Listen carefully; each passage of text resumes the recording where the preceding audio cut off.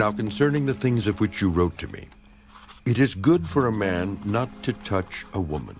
Nevertheless, because of sexual immorality, let each man have his own wife, and let each woman have her own husband. Let the husband render to his wife the affection due her, and likewise also the wife to her husband. The wife does not have authority over her own body, but the husband does. And likewise the husband does not have authority over his own body, but the wife does. Do not deprive one another except with consent for a time, that you may give yourselves to fasting and prayer, and come together again so that Satan does not tempt you because of your lack of self-control. But I say this as a concession, not as a commandment. For I wish that all men were even as I myself. But each one has his own gift from God, one in this manner and another in that. But I say to the unmarried and to the widows, it is good for them if they remain even as I am. But if they cannot exercise self-control, let them marry. For it is better to marry than to burn with passion. Now to the married I command, yet not I, but the Lord, a wife is not to depart from her husband. But even if she does depart, let her remain unmarried or be reconciled to her husband. And a husband is not to divorce his wife. But to the rest, I, not the Lord, say, if any brother has a wife who does not believe, and she is willing to live with him, let him not divorce her.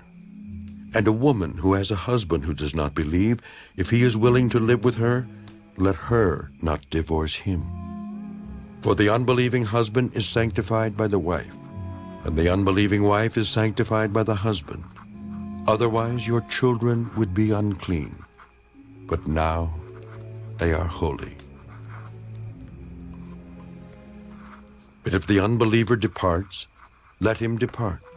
A brother or a sister is not under bondage in such cases. But God has called us to peace. For how do you know, O wife, whether you will save your husband? Or how do you know, O husband, whether you will save your wife? But as God has distributed to each one, as the Lord has called each one, so let him walk. And so I ordain in all the churches, was anyone called while circumcised? Let him not become uncircumcised. Was anyone called while uncircumcised? Let him not be circumcised. Circumcision is nothing, and uncircumcision is nothing, but keeping the commandments of God is what matters. Let each one remain in the same calling in which he was called. Were you called while a slave? Do not be concerned about it, but if you can be made free, rather use it. For he who was called in the Lord while a slave is the Lord's freedman. Likewise, he who is called while free is Christ's slave. You were bought at a price. Do not become slaves of men. Brethren, let each one remain with God in that state in which he was called. Now concerning virgins, I have no commandment from the Lord, yet I give judgment as one whom the Lord in his mercy has made trustworthy. I suppose, therefore, that this is good because of the present distress, that it is good for a man to remain as he is. Are you bound to a wife? Do not seek to be loosed. Are you loosed from a wife?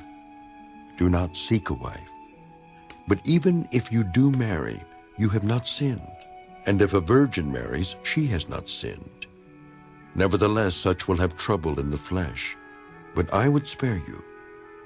But this I say, brethren, the time is short, so that from now on even those who have wives should be as though they had none, those who weep as though they did not weep, those who rejoice as though they did not rejoice, those who buy as though they did not possess, and those who use this world as not misusing it. For the form of this world is passing away. But I want you to be without care. He who is unmarried cares for the things of the Lord, how he may please the Lord. But he who is married cares about the things of the world, how he may please his wife. There is a difference between a wife and a virgin. The unmarried woman cares about the things of the Lord, that she may be holy both in body and in spirit. But she who is married cares about the things of the world, how she may please her husband. And this I say for your own profit, not that I may put a leash on you, but for what is proper, and that you may serve the Lord without distraction. But if any man thinks he is behaving improperly toward his virgin, if she is past the flower of youth, and thus it must be, let him do what he wishes. He does not sin. Let them marry. Nevertheless, he who stands steadfast in his heart, having no necessity, but has power over his own will, and is so determined in his heart that he will keep his virgin, does well. So then he who gives her in marriage does well, but he who does not give her in marriage does better. A wife is bound by law as long as her husband lives.